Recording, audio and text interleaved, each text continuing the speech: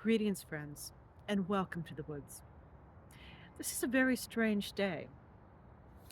We've got spring weather, but we are definitely in winter. I suspect we're going to be getting a lot of strange weather as the Earth shifts into position, taking on the transformation that she is experiencing, as are we all. I've been noticing the changes in my companions, um, the cats, and in my friends' companions, the canines. And they're exhibiting unusual behaviors, but they're also becoming, in some cases, more intelligent, in some cases, more sensitive. You could say more insightful or creative. It these shifts in the planet are affecting them a little bit differently. Each species will have its own experience. Now, today I've noticed something troubling, perhaps. I've talked to different friends in the area, and they've noticed it as well. There are many different animals that live in this environment.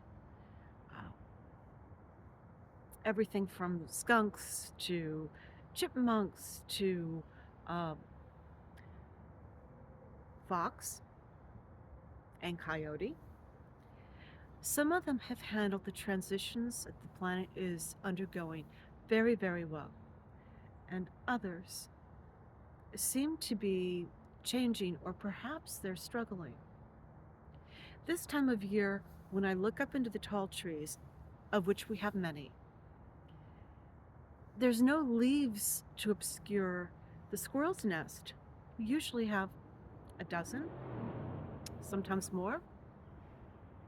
This year, I see one. But then, for the last couple of years, I've seen fewer and fewer squirrels, and they're smaller and smaller. And talking to folks in other areas, they've noticed that species disappear entirely. Pay attention to the world around you. Pay attention to your animal companions. Are they more responsive than they used to be? Are they more intelligent than you expect? More creative? They too are shifting and changing. They too are finding their way in how our world is developing. We have a hand in that. We get to decide who we want to be as a species. We get to redefine ourselves. But we're not the only ones. Keep your eyes open, keep your ears open, observe. Now, somebody asked me recently about the Feyfolk, the fairies. I understand them to be the primal entities who help to buffer and assist in the organizational aspect of the primal world, just as the angelics do the same with the celestial. They balance each other. The Feyfolk can be unpredictable simply because we don't always understand their motives, why they do what they do. I've encountered them numerous times when I've worked with the land. There's an old tradition that when you come into a place and you want to work with the land, you walk the land. You do a walking circuit of that area that you wish to work with. You could say that you wish to claim. It's another way of looking at it, but it's best for us to remember that there are many, many, many different species that occupy our world. We're caretakers. If we want to be exploiters, we're going to be living in a world that's very harsh. But if we caretake, if we work with them, we're going to be living in a very beautiful, a very kind, and a very interesting world. A world that can sustain, a world that will work with us. It doesn't have to be survival of the fittest, but it has to do with the attitude that we bring to it. So we walk the circuit, and in that way we introduce ourselves to the primal world. We let the primal world know our intentions. Now, those who walk the circuit with ownership in mind, I'm going to dominate this space, I'm in control here, will very likely get challenged along the way. Different points, a challenge for them to surmount as they circuit, because they want to rule that space. Those who, as I do, seek to work with the land will receive an introduction periodically as you go through a space. Now, your ability to keep your eyes and ears open and notice, oh, here we have swans right by the lake. And over here, we have birds of a different type, crows, ducks. Oh, look, they nest over here.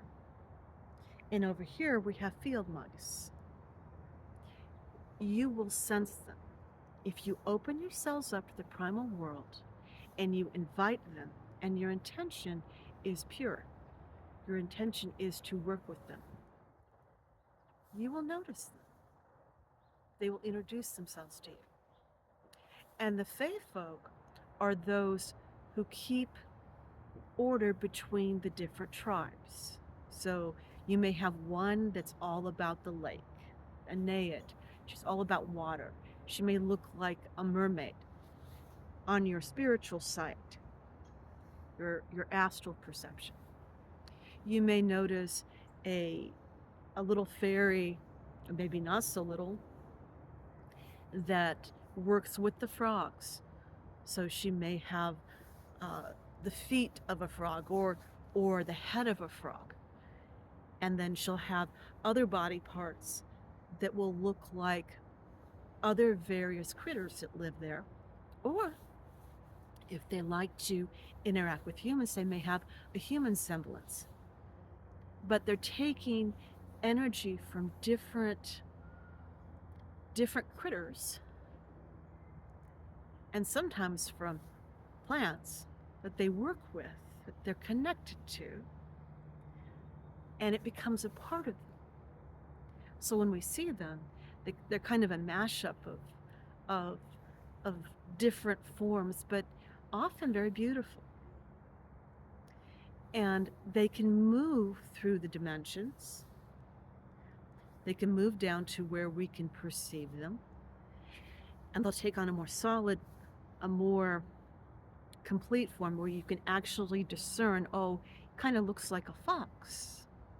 It's a fox spirit, but has a few other features that make it look more human, I guess, because it deals with humans too. So it looks over, it caretakes the fox clan, but it also interacts with humans, so it helps handle how the fox and the humans interrelate with each other.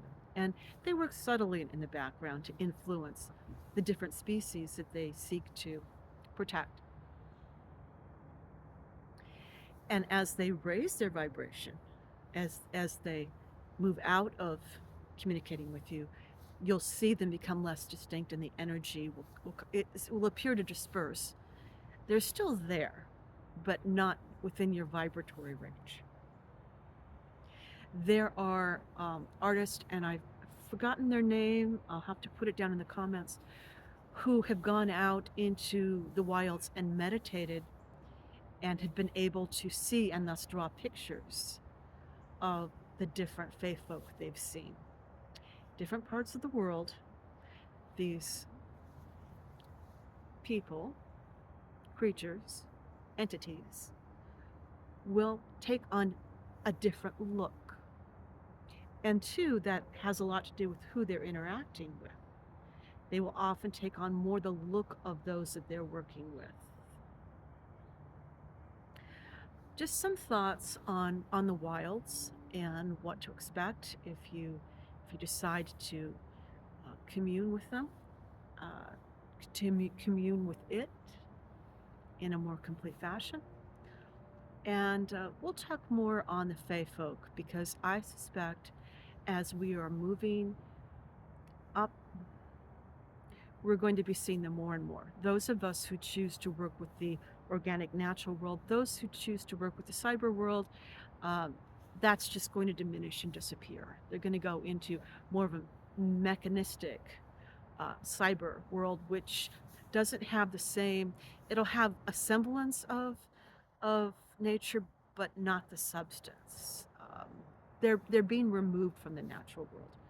It's a choice, but those of us who um, embrace uh, where we are the gift, we are the power, we are the sovereigns.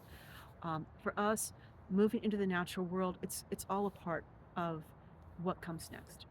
Uh, we're reaching a time where we're actually going to be able to tread lightly and still have all of the advantages and more than we have now, where pollution is going to be dispersed, diminished and dispersed, where we're going to have new ways of using our technology that benefits other species as well as ourselves, as well as the land. And the desert can't find the word, where our world is turning into desert, that's going to get rolled back. And the blue green, which is more natural to our planet, it's going to become uh, more present. We're going to see more of that moving forward. So, something to look forward to. We'll talk more on this when when everything's not quite so strange. And welcome to the wood.